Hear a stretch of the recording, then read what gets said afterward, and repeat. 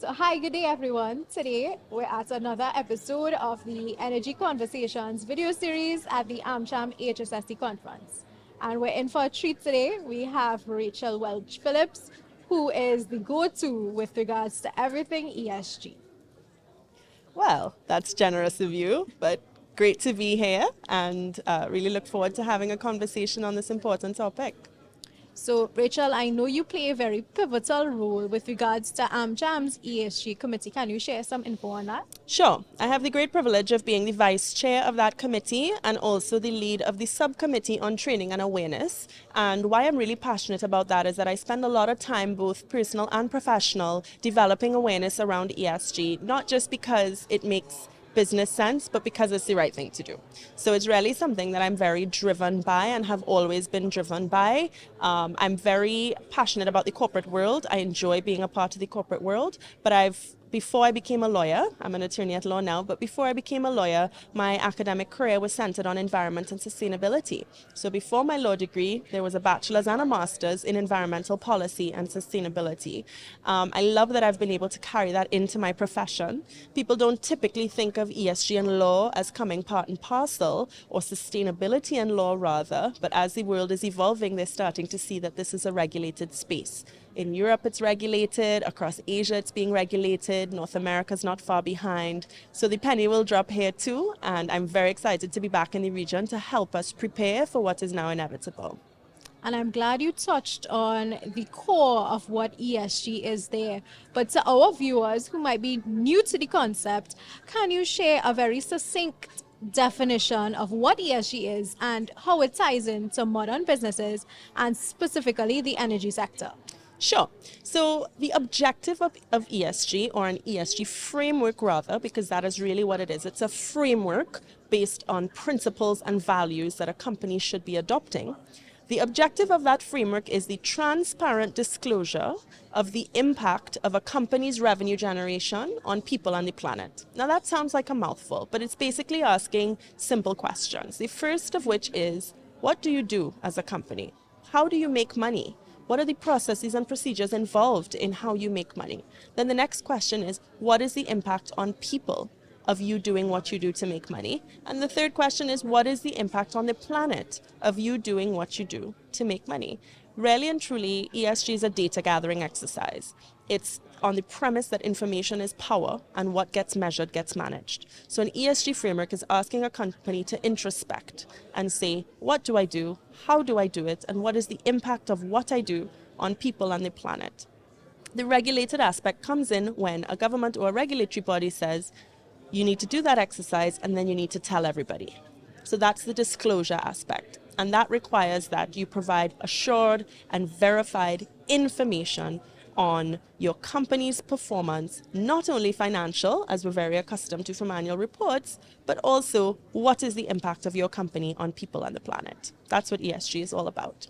Now, the energy sector is a very interesting one. So the energy sector is responsible for a lot of things in our society and often is one of the first players to get blamed for things that are not quite as the idealistic world would want them to be. However, the reason we can sit here today with all this tech is the energy world, right? So the all eyes are on the energy world because they will lead, guide, and advance the transition away from what we know to be damaging fuel into a world where we are no longer so reliant on damaging fuel. Gas is viewed as a transition fuel because it is less harmful than traditional oil, but it's still not getting us where we need to be. We need to be moving away from all of that into a world that is no longer emitting carbon emissions the way the industrialized world did. That's a lot of responsibility on energy companies. But I think there are two things to say about the energy sector in particular. I think it's a very dangerous game to be blacklisting industries in an economy that is so heavily dependent on them. ESG is interlinked. You cannot address the E and ignore the S and the G. So if we were to tell all oil and gas companies in Trinidad, you need to stop existing by tomorrow. Yay, we've done a great environmental good, but what have we done socially? The amount of people that will be out of work. We wouldn't be able to do this because we would have no technology, because all of this is based on our reliance on fossil fuel. So the reality of the world is ESG has to exist in the capitalist world that we live in. It cannot exist assuming that the capitalist world is going to fall apart. And we have to understand that the energy industry has played a pivotal role in the world developing the way that it has. And for the foreseeable future, it will continue to play a role. But we need to guide it towards more sustainable practices. I'm glad you shared that information there because it would have touched on specific things I would like for you to kind of segue into now. So, we spoke on the importance of it for the energy industry and finding that balance. It's not do away with one and the rest is going to be happy. It's finding that balance, right? What would you say are the opportunities as well as the threats to companies within the energy industry as it relates to the environmental, social, and governance? So one of the biggest risks is getting left behind. We are seeing the global regulatory landscape develop very, very quickly and requiring companies to be able to disclose what their impact is.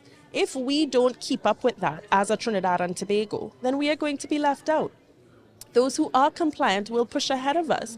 And it's not because the world is going to be wanting to sideline us, but we are very small and we have to recognize that our role in the global economy will not just depend on what we are doing, but on what other people are doing and whether we are able to keep up, right? So part of this is about national economic survival. But the other part of this is about understanding the opportunities that arise from being more in tune with these global trends. If we as a Trinidad and Tobago push our regulation forward in alignment with what Europe is doing, in alignment with what North America is doing, we become natural partners to companies that play in those markets. We become natural go-to for the raw materials that people need. Those sitting across in Europe enjoying a cup of coffee, that coffee often comes from the Latin American Caribbean region. The chocolate they eat, gas again, So we can't sit here and pretend like we're not all connected and that what is happening out there isn't important to us.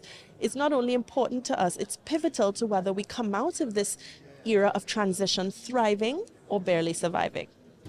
And I think a very key thing to note is that, and it's like a mantra at this point. ESG is not a buzzword.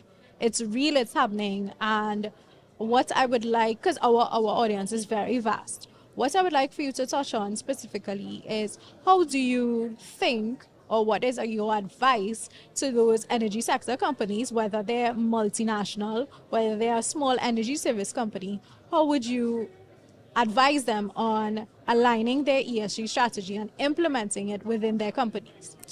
Well, the first thing I would say is look at what's happening globally, right? The waves of change that are taking place at a much faster pace outside of our region are what will inevitably be affecting our region. So staying very, very much in tune with what's happening out there and using that to develop your strategy is really crucial and important. So strategy is all about looking ahead. It's about projections. It's about understanding how to future-proof your business and ensure its long-term viability. It's about legacy, right? You can't just keep looking at the here and the now, and you can't keep looking at the limited geography of Trinidad and Tobago, because most of the consumers of the products of our energy industry are not here. Mm-hmm. So we really need to sort of remind ourselves that we are a player in a much bigger game. And to not get left behind, we need to stay in tune with what's happening outside our borders and align our strategies with that. So, for example, you look to Europe. The Corporate Sustainability Reporting Directive is in effect. It provides guidelines on what companies should be looking at. Companies in Trinidad should start assessing their strategies. And I'm not going to say ESG strategy. I'm going to say corporate strategy, because they really should be one and the same. And there's a real danger in sidelining ESG as a strategy of its own that can get pigeonholed. Yeah. You should really embed ESG principles into your existing corporate strategy so it keeps in focus.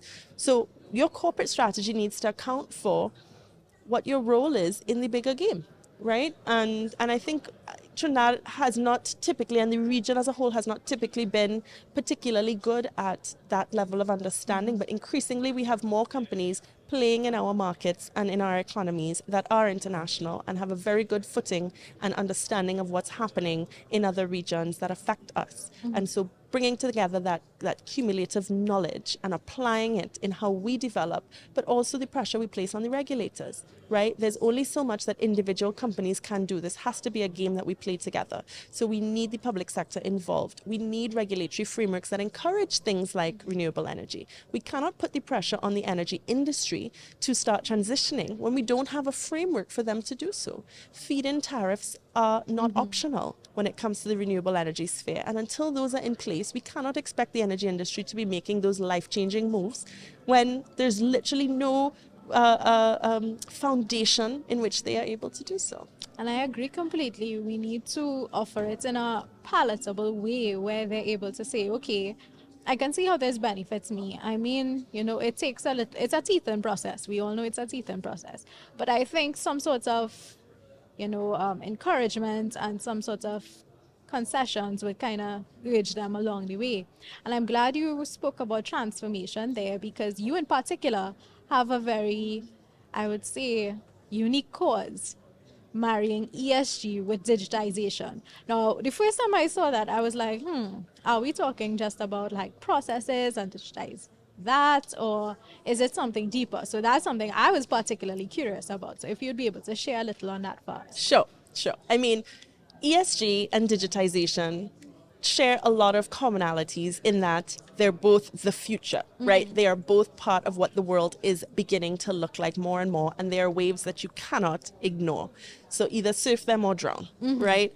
That means that they're happening at the same time. And what's driving it? What's driving it is customer demand, right? At the end of the day, what's driving it is a new generation of consumer, a new generation of people, right? Young people who are extremely connected by information and the internet, who were born into a very different world than the boomers and Gen X were, right? They were born into a world where industrialization was taking place without the clarity of climate science. They were born into a world that didn't have to face the realities of what the new generation have to face. So the values that generation bring with them and the willingness they have to put their money behind spend that is sustainable is completely different. I always say we were the agents of the change because we had to do we actually drivers of the change because we had to do the research and come up with the policies and stuff, but they are so serious about driving this change. Like they will not stay in a job if it does not align with certain principles. They won't buy this if the package isn't sustainable and that sort of stuff. And I think it's so amazing to see a generation so invested and interested in a cause such as that, right? And when you think about what their role is in society, these are going to be our new voters, our new investors, our new consumer, and what they want matters. So companies need to look ahead with that in mind. And the new generation is going to be very tech-driven, and we have to remember how interconnected the world is. So many people, if we look here at Trinidad, go abroad to study or go abroad on vacation. They experience what digital banking looks like, for example, abroad. And then they come back and they don't want to stand in a line in a branch, right? The level of expectation that they will be placing on our institutions will be based on information that they have from other places. That's across the board going to be the case. So both ESG and digitization have that in common. They're both very driven by the new level of consumer, the new generation of consumer. And even if you just look at millennials move forward, we still then have to think about beta, generation beta. We're in alpha now, I believe. And as we move forward, it's just going to get worse. It's just going to intensify and it's going to accelerate. And the pace at which they expect fast-paced, sustainable, digitized solutions is only going to accelerate. So companies need to start looking at that as the new reality they face, the new world they operate in. So you really can't extricate the two from each other, right? Sustainable practice and digital practice have to go hand in hand. But they also have to go hand in hand in order for either to be successful. ESG is premised on a lot of data gathering, right? That can't be a manual exercise. We're going to rely on technology and on digitization to assist us in understanding the large amounts of data that our companies are going to be collecting, our countries are going to be collecting. On the other hand, in order for digitization to boom, it requires trust. Trust in how it works, trust in the systems behind it, trust in good governance. That's where ESG comes in. Government structures and good corporate governance are going to be integral to the success of a digitized world. So really and truly, I don't see how one can exist without the other in the age and the era that we live in. And it all ties back to this transformation and culture shift. And I think, lastly, what I would like to touch on with you is conferences such as these and the workshop that you're holding today. Those are the vehicles in which this culture shift happens, right? They are the I would say, the mindset that would propel this whole movement. Because I would call it a movement. It's not just, okay, we need to do this report because this company said X, this company said Y, this company said Z. It's a movement, it's a whole mindset change. And I think that it's very, very important to have these conferences, these workshops. And what is your outlook or your overview with regards to having these, as well as implementing that technical capacity building and that information sharing? Well, you've hit the nail on the head, right? These gatherings are very important from both a knowledge gaining and a knowledge sharing perspective. How I run my workshops is I sit people at tables and facilitate conversation. I'm not there to sort of lecture anyone on a subject. I lay a bit of groundwork and then I have people just talk, because the real benefit we have as a country is us being small. We should really learn how to gain best practice from each other and ensure that no one is getting left behind. And so opportunities like this to come to the table are important. But what's really heartwarming for me is that I was here last year at this conference last year as well, and I was talking to the room about the stage before. So I was talking to them about what ESG is. Now I'm talking to them about how to put it into practice, right? And every year we're going to see that evolve. And there are a lot of similar faces that come time and time again to the conferences, and they share the stories of how their companies have advanced since the previous session. That just shows that we're doing our job. But I think we need to ensure that these conferences and these discussions don't stay in the world of the theoretical. They have to be practical. And some of the dangers of what ESG, or the challenges rather, that ESG brings to the Caribbean region is that the frameworks that are being built and the standards that are being released aren't being released for us. They're being released for much more mature markets that are far more data sophisticated and regulatory sophisticated than we are. So we need to tailor it. We need to take a look at what's being done and make it work for us, because the cookie cutter approach is just daunting. Yeah. It's overwhelming. I think that is very important to have that information at your fingertips, because you don't want to start at ground zero and you're like, what is the E for? What is the S for? Like, you don't want to do that. So I really applaud the work that you do. You know that I'm always a fan. I'm always any conference or workshop, I'm there, right? So thank you so much for sitting with us today and sharing the knowledge. And I'm very, very sure audience would deeply appreciate this deep dive into what ESG is and the importance of ESG. Thank you very much. I've enjoyed this.